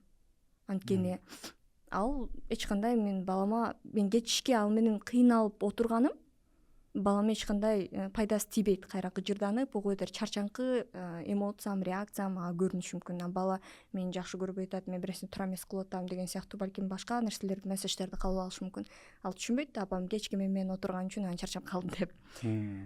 Ошол эле учурда мисалы эс алып, андан көрө мындай 5 мүнөт 10 мүнөт болсо дагы, эгер бала аябай эле ыйлап атса, бирок сен ар жака барып тыптынч 5 мүнөт өзүңө келип алып туруп кайра келсең, ал көбүрөөк таасир этиши мүмкүн да. Жакшыраак, жеке менин пикирим ушундай да. Мен балам менен жакшы, сапаттуу контакт, мамиледе куруш үчүн мен өзүм дагы эс алыңкы мындай аябай модада сөз болуп кетти, ресурста болушум керек. Ресурста болгонума эс алуу керек, өзүм кандайдыр бир ички муктаждыктарымды канааттандырышым керек, мисалы карьера жагында. Ушул нерселер болгондо, баланс болгондо өзүм жакшы сезип, балама дагы эч кандай күнөөлүү кылбай, аны сен төрөлгөн үчүн мен карьерамды таштап, сен үчүн мен бүт нерседен баш тартканмын деп жертва позициясында болуп, кийин ага таң улап, аны күнөөлүү кылгым келбейт. Ошол эле учурда убакытын дагы өткөргүм келет. Мисалы мен азыр эртең менен 8ден кечки 5ке чейин сыртка чыгып кетип иштебейм. Азыр убактымды өзүм байланыштырып, мындай өзүм уюштурганым үчүн мүмкүнчүлүгүм болгон убакыттарды балам менен өткөрөм. Ишке бөлгөн убактымды иш менен өткөрөм. Ушул мүмкүнчүлүгүм болгонуна чындап өзүм да шүгүр келтирем көп учурда. Бирок эгерде мындай көп иштеш керек болсо, эртеден кечке сыртта же баланы жолдошумда мүмкүнчүлүгү жок болсо караганга, анда билбейм, анда кандай болмок эле исход событий кандай кетмек эле да. Мен чын жүрөктөн баласы бар адамдарды көрүп кубанам да. Мен үчүн бир аз оор нерсе да, коркуу сезим бар да. Мен ар дайым ойлогон бир оюм бар да. Жөнөкөй бир машинаны айдаш үчүн сен барып алып, окуп, анан право алышың керек да. Көп жерде ошондой да, бир нерсени үйрөнүшүң керек. Балалуу болуш үчүн көп нерсе керек эмес да. Бир жумушка кирейин десең деле диплом алышың керек, тажрыйба алышың керек, үйрөнүшүң керек. Эмнегедир мындай аталык профессия жок да. Барып алып 4 жыл даярданып, үйрөнүп, апалык профессия жок. Коркконум балалуу болом. Бирок балага туура эмес тарбия, туура эмес бир нерсе үйрөтө аламбы? Өзүм жакшы билбесем, муну эми баарыбыз биринчи жолу ата болуп атабыз, биринчи жолу апа болуп атабыз. Сиздин жеке оюңуз мындай керекпи? Чынында бул аябай чоң жоопкерчилик. Көпчүлүк адам ушул нерседен коркот, ата эне болуунун астында ойлонот, анткени чын эле бир адамды тарбиялап өстүрүшүм керек экен деп ойлонушат да. Кээ бирлер сиз айткандай аябай жеңил кабыл алышы мүмкүн. Бул адамдын ушул бала менен байланышкан ишенимдерине дагы такалат. Эгерде сиз баланы боштук, ал төрөлгөндө бош төрөлөт, баардык нерсени мен беришим керек, мен өнүктүрүшүм керек, мен үйрөтүшүм керек деп эсептесеңиз, аябай оор басым болот. Мен баардык нерсени мен үйрөтөт экенмин, мен аны тарбиялап, мен ушундай кылат экенмин деп. Бирок биология, психология антип айтпайт. Бала өзүнүн өздүгү менен төрөлөт, баланын өзүнүн керектүү көнүмдөр, мындай мүмкүнчүлүктөрү бар, өзүн коргоону билет. Жыгылса мисалы, же жыгылбаш үчүн этияттайт, же бир жолу жыгылгандан кийин башкача басып калат, ысыкты кармагандан кийин экинчи ысыкты кармабайт. Бул эмне? Бул табигый нерсе, баланын өзүндө бар инстинкт самосохранения ошол нерселер менен төрөлөт. Ал бир эле сизден үйрөнбөйт, ал айлананын баарынан үйрөнөт, баардык нерсенин маалымат үйрөнөт. Ошон үчүн да сиз балага сен мондай кылышың керек, могу туура деп айтканыңыз эң акыркы эффект бере турчу, таасир бере турчу нерсе сиздин кандай өзүңүз реакция кылганыңыз, тандоолорду кантип кылганыңыз, өзүңүзгө кандай мамиле кылганыңыз. Эгер өзүңүздү сыйлап, эс алганда эс алып, иштегенде иштеп, максималдуу түрдө мисалы жашоодон канааттанып жашасаңыз балаңыз деле ошол нерсени көрүп чоңойгон үчүн ошол нерсени үйрөнөт автоматтык түрдө көрүп. Негизи диний ишенимде дагы ушундай го, баланы сен тарбиялап өстүрүш үчүн эмес, сен ага мындай аманат катары берилет деп. Мисалы мен өткөндө бир подкасттан уктум, ошону дагы аябай мындай психология жагынан алып караганда дагы байланыштырдым да. Чынында эле биз эгер бала бул боштук эле бир нерсе, мындай жөн эле бир нерсе эмес да, биз аны формировать этпейбиз да толугу менен. Ооба, ата эненин эң чоң ролу бар. Ошол эле учурда айланасында адамдардын ролу бар, баланын өздүгүнүн ролу бар, өзүнүн төрөлгөндө темпераменти бар, өзүнүн бир мүнөздөрү бар кээ бир. Андан кийин мектепке барат, мектепте кандай чөйрө, кандай мугалимдерге туш келет, мындай жалпы коом таасир этет да баланын формулировка болушуна, мындай иденттүүлүгүнүн калыптанышына. Ошол жагын ушундай карап алсаң, балким бир аз жардам бериши мүмкүн. Мындай анда ата эне болгонго даярмын деп. Бирок эң башкысы ошо эмне үчүн балалуу болгуң келет, ошол суроолорго өзүң толук жооп берип, бир чындап өзүң каалоо экенин түшүнгөндө балалуу болсоң дагы жакшыраак, жеңилирээк болчу да. Анткени бала чоңойтуш чын эле кыйын экен. Оңой эмес экен, чоң жоопкерчилик, эмгек көп бар. Мындай бирок ошол эле учурда ошол эле кайра бала аябай көп нерсе үйрөтөт экен. Мисалы убакытты, приоритеттерди аныктаган жактан, тез бир иштерди убагы менен бүтүргөндөн, мындай дагы да мындай кабыл алуу, иши мындай бир эле учурда кыйын жоопкерчилик, экинчи эле учурда бул чоң сабак, тескерисинче сени дагы ого бетер кийинки деңгээлге чыгарган бир эме, челлендж сыяктуудай биз кабыл алдык да, жолдошум экөөбүз. Өтө сонун. Бирок баары бир канчалык оор физикалык болсо дагы, эркектер төрөттөгү болгон кыйынчылыкты сезсе, экинчи жолу төрөбөйт болчу депчи. Бирок аялдар барып кайра эле төрө берет да. Анан айткым келген нерсе, сиз уулуңузду эстегенде көзүңөр жаркырап кетти да. Мен ошондой дедим, ушул үчүн да, ушундай бир момент үчүн мындай балалуу болот деп ойлойм да. Анан бүт оордук, бүт мындай кыйынчылыктын баары унутулуп калат депчи. Айтат го, баардык төрөттөгү оор кыйынчылыктарды балаңды кучагандан кийин унутулуп калат депчи. Кучактагандан кийин ошол чын эле бала апа болгон, ата болгон өзүнчө бир башкача мындай көп деле сөз менен түшүндүрүп айтып бере албай турган сезимдерди алып келет экен. Ошол эле учурда аябай күчтөнтөт экен сени, тарбиялайт экен, дагы да чоңойтот экен. Азыр мисалы мен мурун тамагым ооруп, өзүм жаман сезип атсам, эркелеп жаткым келсе, азыр мен кайра болсунду тамагымды туздусу, сода кошуп чайкап, мен оорашым керек, анткени балам бар же подкастым бар деп мисалы өзүмдү колго аласың да. Биз сиз жөнүндө маалымат топтоп атканда өтө кызыктуу нерсе, көп учурда кыял деген сөз кайталанып эле келе берди да. Сиздин даректөө тасмаңыз дагы эң биринчи даректөө тасмаңыз, дипломный работаңыз Аяна. Кыял жөнүндө Аяна. Ооба, ал спортсмен, көкбөрүчүнүн кызы, өзү күрөш менен машкан кыз жөнүндө. Анан көп учурда инстаграмыңызда кыял деген сөз аябай көп жолугат экен да. Анан сиздин кыялыңыз эмне? Кыял сиз үчүн эмне? Эми Америкадабыз да. Америкада кыял жөнүндө сурабай койсом болбой калат го. Кыял негизи мындай бир конкреттүү бир чоң кыялды ушул эле кыялым деп да айта албайсың. Учуруна жараша да ар түрдүү кыялдар да келет. Бирок мындай көп да ар тармак, жеке өзүмдүн деңгээлимде, үй бүлөмө байланыштуу, карьерама байланыштуу, жалпы коомго байланыштуу ар түрдүү кыялдарым болушу мүмкүн да.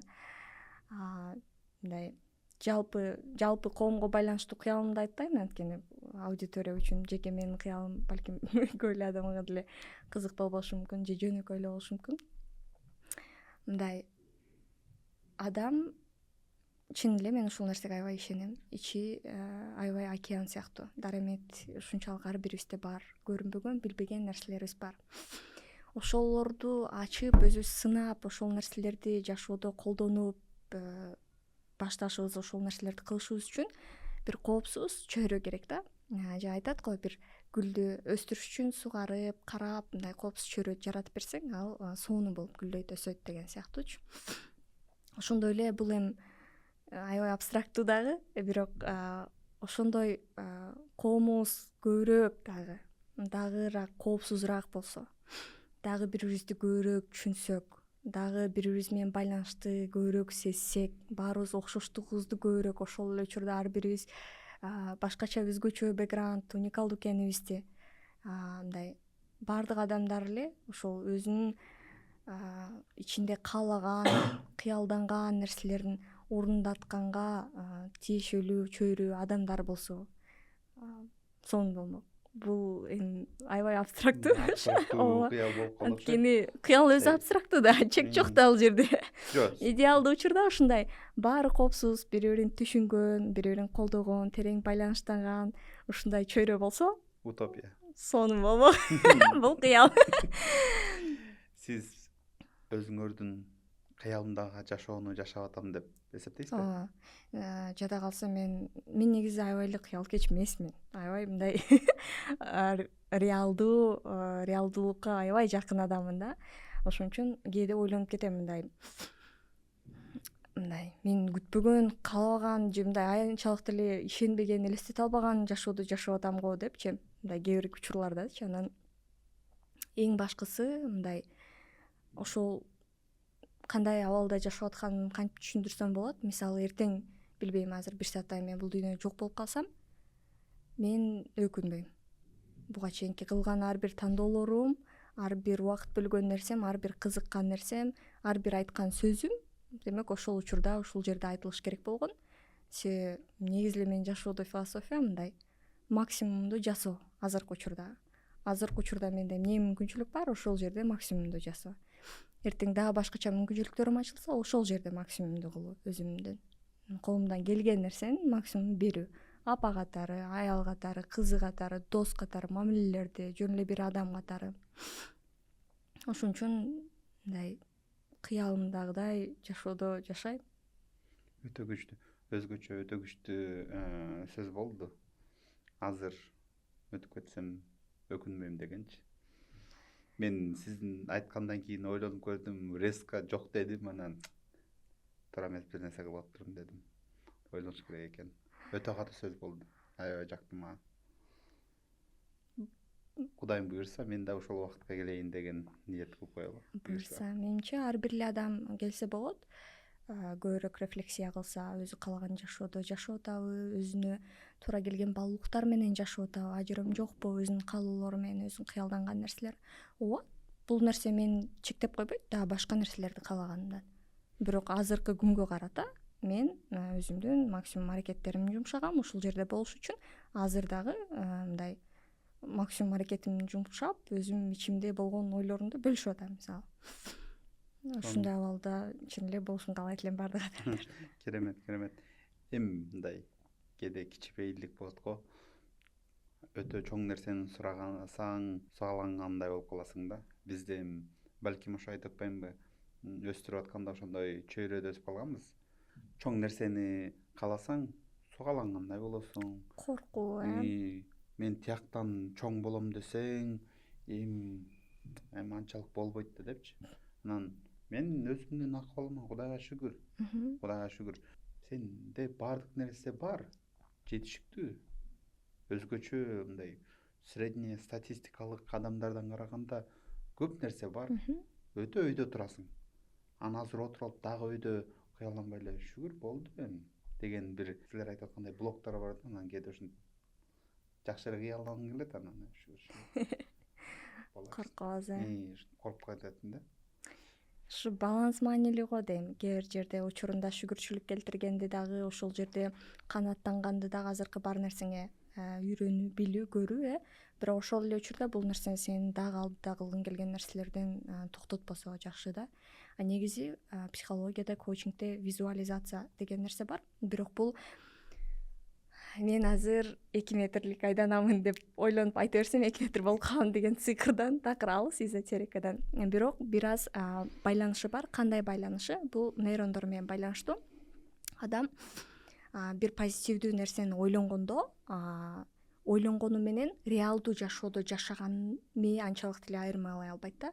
Чындап эле жашап атабы же оюнда эле болуп атабы, ошол нерсени ойлонгондо процесстер мээдеги экөөнү тең жооп берген, бирдей жооп берген бөлүктөр иштейт да. Бул МРТ да ошол нерселерден көрүлгөн. Ошон үчүн дагы мисалы визуализация, кыялдардын бир эффектиси бар кайсы бир деңгээлде. Ал сиздин нейрондук байланыштарыңызды машыктырат. Ал нерсе жат болбойт. Эртең мисалы сиз миллионер болгонду кыялдансаңыз, эртең миллионер болуп калсаңыз, бул мындай же миллионер болуунун белгилерине сиздин мындай бул такыр жат белгисиз деп нейрондоруңуз мындай каршы чыкпайт да. Ал маалыматтар бар, себеби буга чейин көп жолу машыктырылган. Ошол нерсе сизге мындай машыктыруучу катары жаңы нейрондук байланыштар бейтааныш эмес. Биз бул нерсени жашаганбыз да же бул нерсени билебиз да дегендей сигналдарды берет да. Бирок ошол эле учурда бул кыял боюнча эле калып калса ишке ашпайт. Анткени көп учурда кээде жада калса адамдар ошол кыялында эле жашап, ошол жактан эле жетиштүү жаңы реворд системасына дофаминдерди алып, ошол дүйнөдө эле реалдуулукта ал нерсе жок эле, бирок реалдуу эми мотивациясы, энергиясын ошо реалдуу нерсе кылганы келгенге муктаждык сезбей дагы калат дагы, ошол кыялында эле калып калышы мүмкүн. Ошон үчүн баланс аябай маанилүү да. Визуализация кылган, жакшы нерселерди элестеткен, бул бизге бир фокусту аныктап бергенге, картинаны аныктап бергенге же ошо нейрондорубузду байланыштырганга жардам бериши мүмкүн. Бирок анын артынан стратегиялык мындай doable, actionable кылына турган стептер, кадамдар, кыймылдар болбосо, иш, план так өлчөнгөн, бөлүнгөн, ал ишке ашпайт.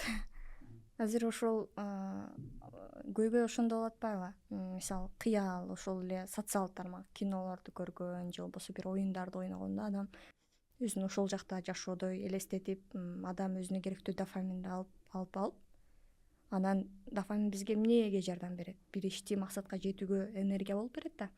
Реалдуу жашоодо аткарган келгенде муктаждык жок болуп калып, ал нерсе себеби уже дофамин толтуруп алды адам.